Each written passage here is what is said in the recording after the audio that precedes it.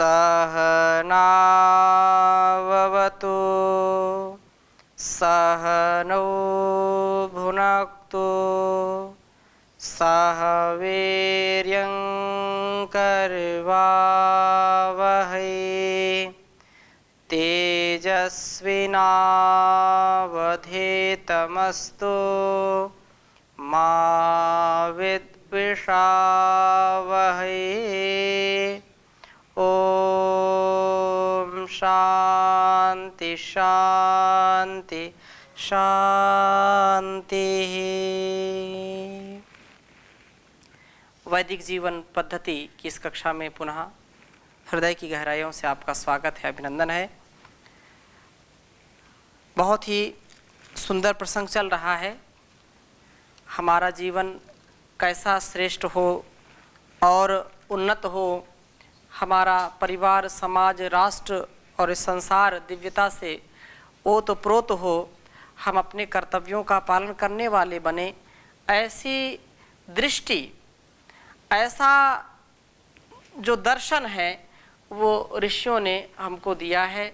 और उसके मूल में जो ज्ञान हमको वेदों से मिलता है, उन वेदों के ऋचाओं को हम अपने जीवन में धारण करें, अपने जीवन में उसका मनसा वाचा कर्मणा पालन करें, तो जीवन हमारा बहुत ही सुंदर हो जाता है।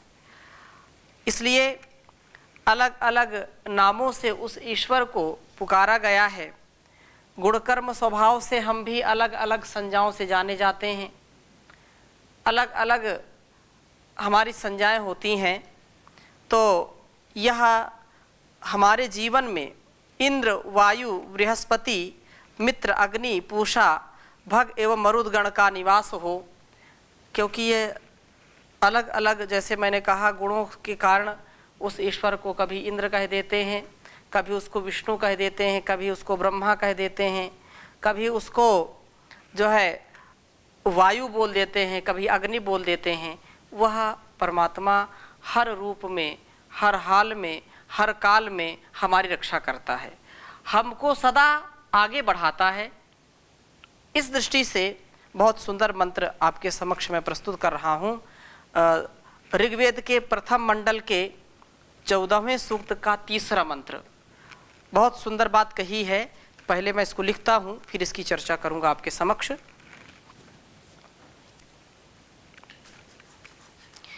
ओम इंद्र वायु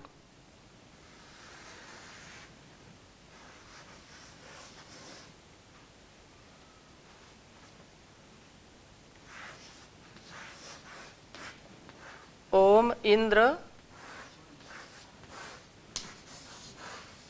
वायु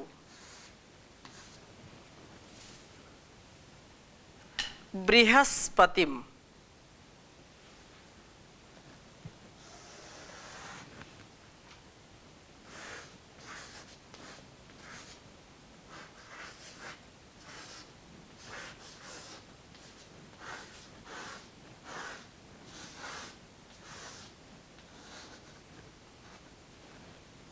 बृहस्पतिम मित्राग्निम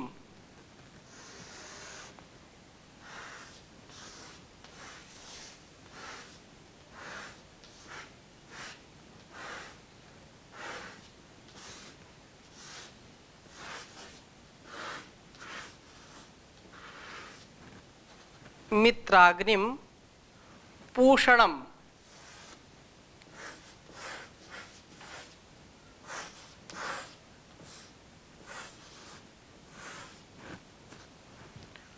मित्राग्निम पूषणम भगम।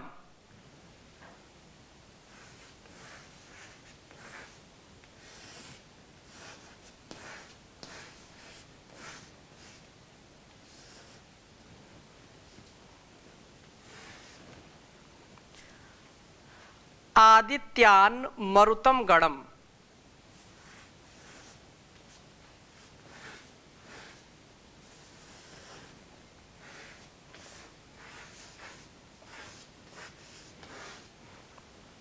आदित्यान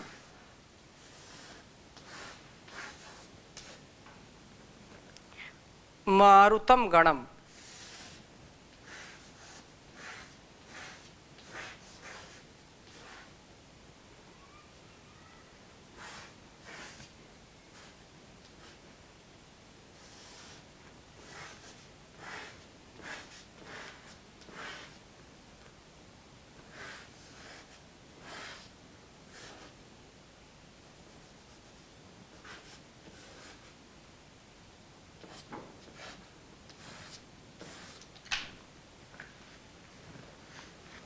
मंत्र का एक बार उच्चारण करेंगे। ओम इंद्र वायु बृहस्पतिम मित्राग्निम पूषणम भगम आदित्यान मारुतम गणम। ओम इंद्रवायु बृहस्पतिम मित्राग्निम पूषणम भगम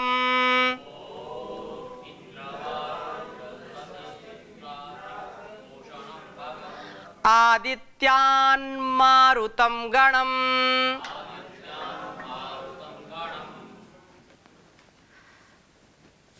देवालय, यह हमारा घर देवालय बने, हमारा शरीर भी क्या बने, शिवालय बने, देवालय बने। ऐसी भावना के साथ जब हम कर्म करते हैं तो निश्चित रूप से व्यक्ति का बहुत ही सुंदर चरित्र हो जाता है, व्यक्तित्व हो जाता है, कृतित्व हो जाता है।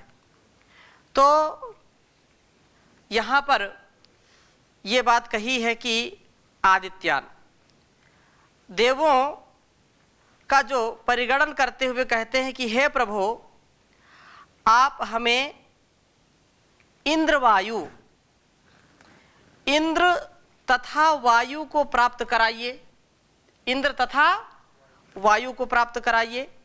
आपकी कृपा से हम इंद्रियों के अधिष्ठाता पूर्ण जितेंद्रिय बन पाएं। इस जितेंद्रियता के लिए ही हमें वायु जो है बने, इस जितेंद्रियता के लिए ही वायु बने।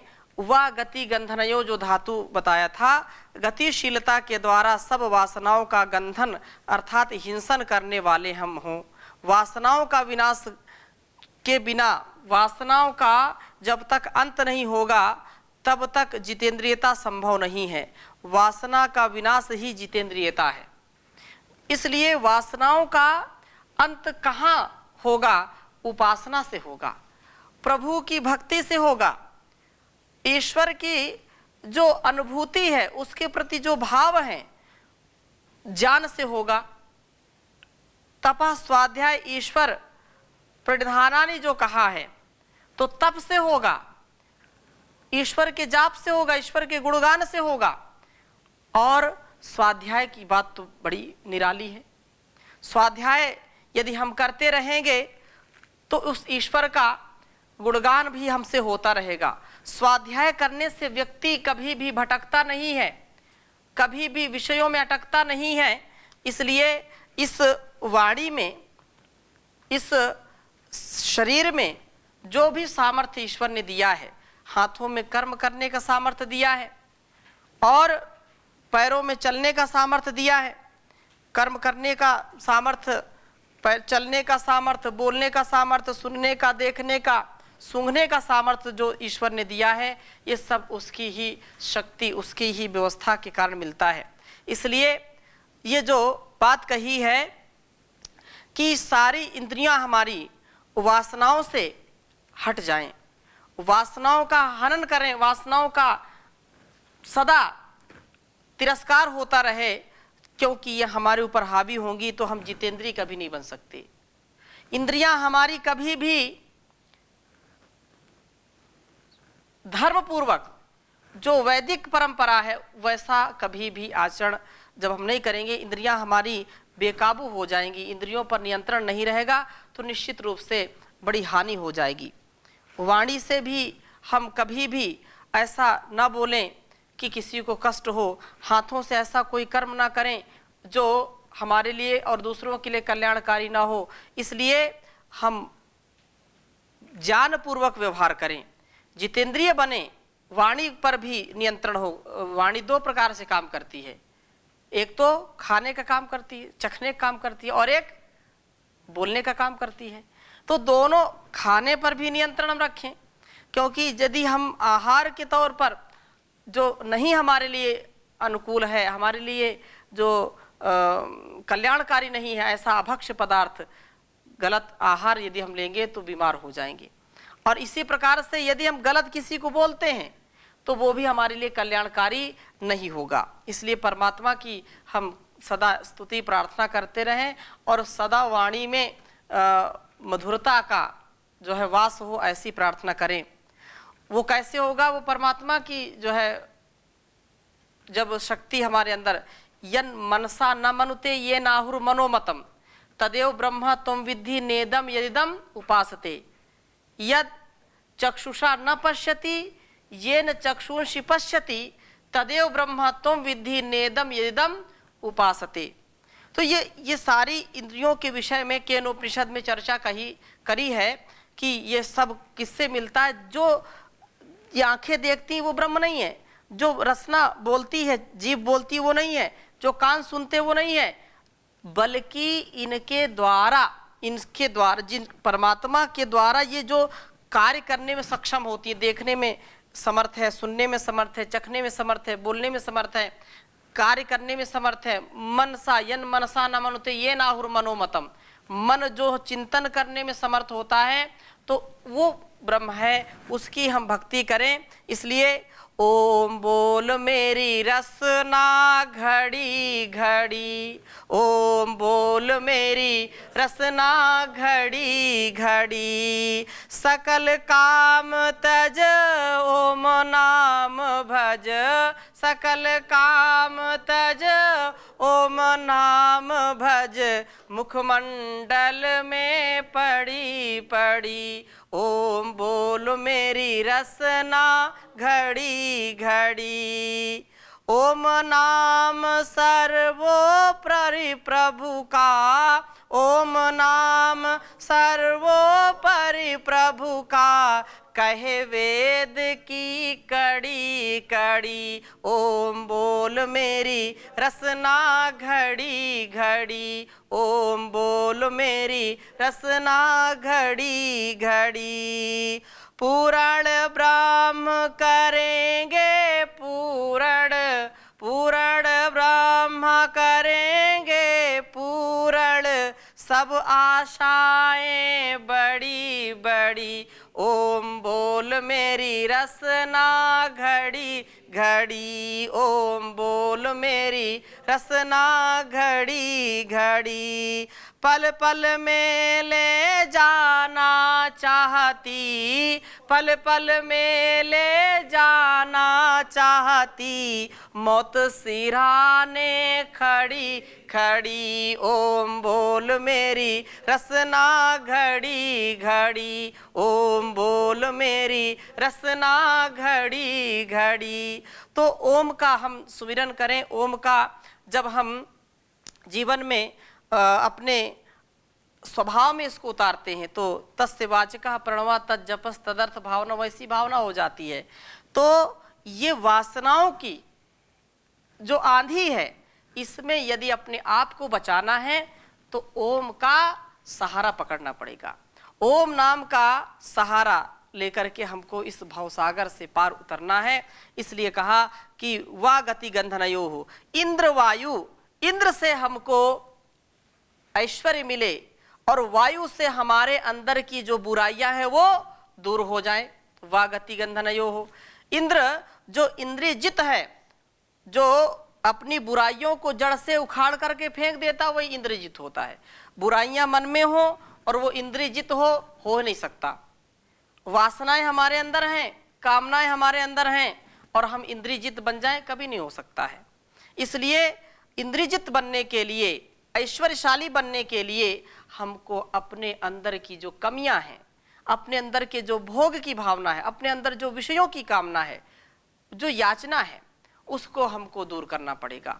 और ऐसा करके हम निश्चित रूप से बहुत ही सुंदर जीवन बना पाएंगे। और इसलिए आगे कहा इंद्र वायु बृहस्पतिम, बृहस्पति आप हमें बृहस्पति को प्राप्त कराइए, अर्थात आपका अनुग्रह जितेंद्रियता से युक्त है और हमें जितेंद्रियता व क्रियाशीलता से ऊंचे ऊंचे ज्ञानी बनने का सामर्थ्य दें।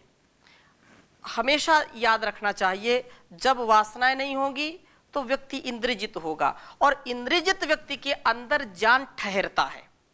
जिसके अंदर इंद्रियों की जैन शक्ति नहीं है, वो जो उसके जेता नहीं है, जो उसको जीत नहीं पाते, वो भोगी बन जाते हैं। और जो चंचल प्रवृत्ति वाले लोग होते हैं, जो भोगी होते हैं, रोगी होते हैं, वो कभी भी ज्ञानी नहीं हो सकते। अर्थात जान, मैं वैसा कह रहा हूं कि वो जान जैसा जानते हैं वैसा मानते हैं वैसा जीते हैं। तो ऊंचे बृहस्पति किसको कहते हैं? जो ज्ञान में सबसे श्रेष्ठ है, सबसे ऊंचा है। तो इंद्रियजित जो व्यक्ति होगा वो ज्ञान में भी श्रेष्ठ होगा, कर्म में भी श्रेष्ठ होगा। तो हमको बृहस्पति जो है, बृहस्पति की प्राप्ति कराइए और आपका अनुग्रह सदा हमें इस ओर आगे बढ़ाता रहे। और अगली बात क्या कही? मित्राग्निम पूषणम, मित्राग्नि पूषणम, मित्राग्निम। अब हम मित्र व अग्नि को प्राप्त करें। यह ज्ञान हमें सबके साथ एकत्व का दर्शन कराता है। जब ज्ञान होगा तो हम एक दूसरे के परस्पर जो है मैत्री भाव में, सखा भाव में आगे जीवन की यात्रा को बढ़ाते रहते हैं। जीवन की यात्रा में अनेक पड़ाव आते हैं, उन पड़ाव में हम कभी भी थकते नहीं हैं, रुकते नहीं हैं, सदा आगे बढ़ते ही जाते हैं। इसलिए मैत्री का भाव आता है। अग्नि को प्राप्त करें, यह ज्ञान हमें सबके साथ एकत्व की भावना से ओतप्रोत कर देता है और स्नेह करने वाला मित्र बनाए, स्नेहन वाला बनाए, इस प्रकार से उन्नति कर आगे बढ़ाने वाला हो। अग्नि इस जीवन यात्रा में आगे बढ़ने, अग्नि अग्रणी भवति, अग्नि अग्रणी होती है। और पूषणम भगम, कहा कि पूषा व भग को प्राप्त कराइए, हम उचित रूप से अपना पोषण करने वाले हों।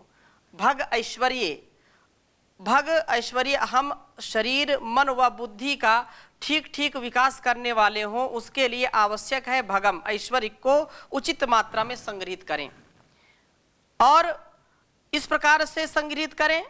आदित्यान, क्या कहा? आदित्यान, हम आप जो है हमें आदित्यों को प्राप्त कराइए। ये आदित्य आदानात, उचित वस्तुओं का आदान करते हुए आगे बढ़ते चलते हैं।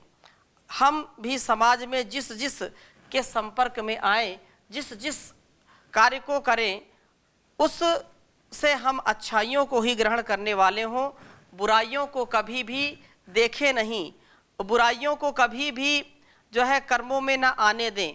यह जो है जीवन हमारे लिए परिपूर्ण एक विज्ञान है। इस परिपूर्णता को प्राप्त करने के लिए, क्योंकि संसार में वह परमात्मा सब कुछ पूर्ण बनाया, स्वयं वह पूर्ण है, अपूर्ण कुछ नहीं है। तो हम मेधावी बने, बुद्धिमान उपासक बने तथा परमेश्वर के साथ साथ उसकी सृष्टि में जो विद्यमान उसकी दिव्य शक्तियों का भी आह्वान करते रहें। दिव्य शक्तियों का आह्वान करने से हमारे अंदर वो शक्तियाँ आ जाती हैं। आ जाती का तात्पर्य क्या है?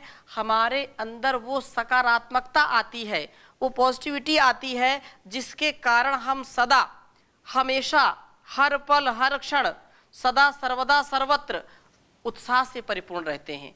और ये बहुत बड़ी विभूति है। उनके द्वारा किए जाने वाले जो उपकारों के लिए उनका स्तुति गान करते हैं, उनका धन्यवाद करते हैं। जो जल वर्षक विद्युत और वायु स्तुति गान करते हैं, सबके पालन के हेतु सूर्य के प्रकाश गुणगान करते हुए मित्रभूत प्राण शक्ति के गुणगान करते हैं। भौतिक अग्नि पोषक चंद्रमा ऐश्वर्य और 12 मासों और मरुद गणों का भी गुणगान करते हैं। जो ब्रह्मांड में है वही इस पिंड में भी है, जो ब्रह्मांड में है वही इस पिंड में भी है, अर्थात मानव शरीर में है। जैसे इन दिव्य शक्तियों का बाह्य जगत में आह्वान किया जाता है, उसी प्रकार से मानव शरीर में भी स्थित इन दिव्य शक्तियों का, इंद्रवायु का, बृहस्पति का, मित्राग्नि का, पूषण का, ये जो आदित्य आदि हैं, मरुदगण हैं, इनका हम आह्वान करें। मित्र जो है अध्यात्म में इंद्र, जैसे मैंने पहले भी कहा, अध्यात्म में इंद्र आत्मा है, वायु प्राण है, बृहस्पति परमेश्वर है, और मित्र नासिकागत जो प्राण समूह है, अग्नि शरीरगत जठर है, और इस प्रकार से वैश्वर और अग्नि है। पूषा पालक अपान है, भग अष्टविध ऐश्वर्य है, आदित्य 12 प्राण हैं, और मरुदगण जो हैं वो प्राण आदि गण हैं। हम इन सभी दिव्य शक्तियों का गुणगान करें, इन शक्तियों का आह्वान करें।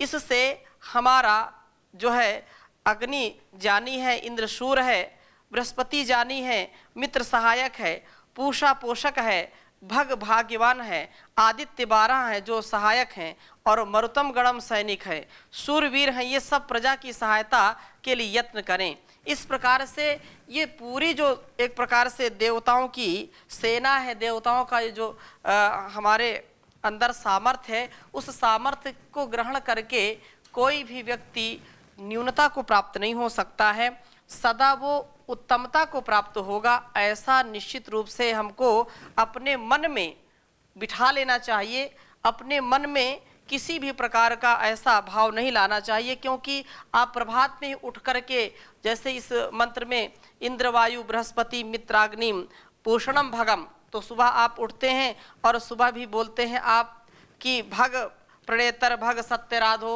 यहाँ पर प्रातरग्निम प्रातरमिंद्रम ये बोलते हैं कि नहीं, कि प्रभात में ही हम उठ करके ऐसे दिव्य गुणों का आह्वान करते हैं, ऐसे देवत्व के गुणों का आधान करते हैं कि प्रातर अग्निम प्रातर इंद्रम हवा महे प्रातर मित्रा वरुणा अश्विना प्रातर भगम पूषणम बृहस्पतिम प्रातः सोम मुत रुद्रम हुएमा। कि ये जो प्रभात में जाग करके हम इन्हीं का आह्वान करते हैं कि हमारे अंदर जो है ऐसे गुण आए। इस प्रभात के मंत्र में जो उषाकालीन कर्तव्य है, इसमें यही तो मांगते हैं हम कि जो है जैसे विद्वान उपदेशक लोग प्रातः प्रभात वेला में अग्नि स्वरूप और प्रातः इंद्रम परम ऐश्वर्य के दाता ईश्वर को तथा मित्रा वरुणा प्राण उदान के समान प्रिय सर्वशक्तिमान ईश्वर को और अष्टविना सूर्य चंद्रमा को जिसने उत्पन्न किया उस परमात्मा की हम स्तुति करते हैं। और प्रातः भगम भजनीय सेवनीय ऐश्वर्य युक्त पूषणम पुष्टिकर्ता ब्रह्मणस्पतिम अपने उपासक वेद और ब्रह्मांड के पालक करने जो है पालन जो करते हैं, जो पालक हैं सबके, ऐसे प्रभात में हम उसका सोमम अंतर्यामी प्रेरक उत रुद्रम पापियों को रुलाने वाले सर्व रोगनाशक जगदीश्वर की हुएम उसकी स्तुति करते हैं, उसकी उपासना करते हैं, उसका आह्वान करते हैं। और यह मंत्र हमको पूरे दिन बहुत ही उत्साह में रखता है, हमारे अंदर बड़ी जागरूकता रखता है। और इसी में जो प्रभात के मंत्र हैं, और तो बहुत कई मंत्र हैं, मैं सबको ना देख करके एक दो मंत्र केवल आपके संज्ञान में आ जाए। चौथे मंत्र में कहा कि ओम उते दानिम भगवंता श्यामोत प्रपित्त उत मध्य आहनाम उतोदिता मघवंत सूर्य से वयम देवानाम सुमतौ श्याम। हम देवताओं की संगति में रहें। जैसे यहाँ पर कहा इंद्र वायु बृहस्पति मित्राग्निम पूषणम भगम आदित्यान मरुतम गणम, इस सब का आह्वान करते हैं कि हम इनकी संगति में रहें और इनसे उत्साह हमको मिले।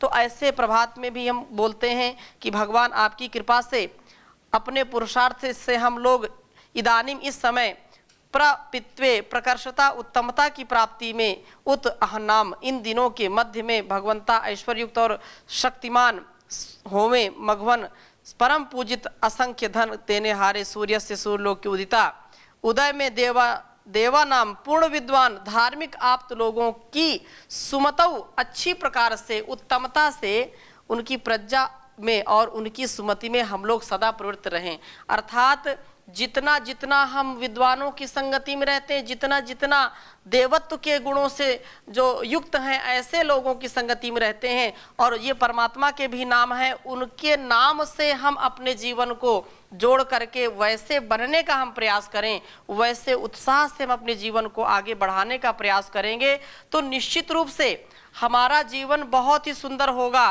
और इस प्रकार से प्रत्येक व्यक्ति को चाहिए कि वह आलस्य प्रमाद छोड़ करके प्रभात में उस ईश्वर का चिंतन करे, उसका गुणगान करे। सर्वथा सर्वत्र जब हम ईश्वर की भक्ति करते हैं तो वह निश्चित रूप से हमको प्राप्त होता है और उसकी शक्ति से हमारा जीवन श्रेष्ठ बन जाता है। और लोग बोलते हैं प्रातः बेले जाग अमृत बरस रहा। लोग सोते रहते हैं, लेकिन गुरुकुल में कैसा दिव्य वातावरण है, सब बहुत जल्दी उठ जाते हैं और जो वैदिक दिनचर्या है उसका पालन करते हैं 12 महीने। प्रातः बेले जाग अमृत बरस रहा, प्रभु चिंतन में लाग अमृत बरस रहा। 4 बजे के पीछे सोना है अपने जीवन को खोना, झट सैया को त्याग अमृत बरस रहा।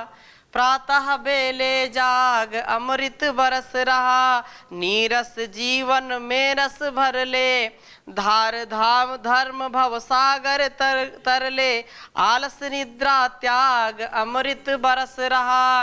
वेद जान की ओढ़ चदरिया, छोड़ कपट छल द्वेष डगरिया। धो कुसंग के दाग अमृत बरस रहा, परोपकार का लक्ष्य बना ले। जीवन अपना सफल बना ले, तज मिथ्या अनुराग अमृत बरस रहा। बड़े भाग से नर तन पाया, ऋषि मुनियों ने यही बताया।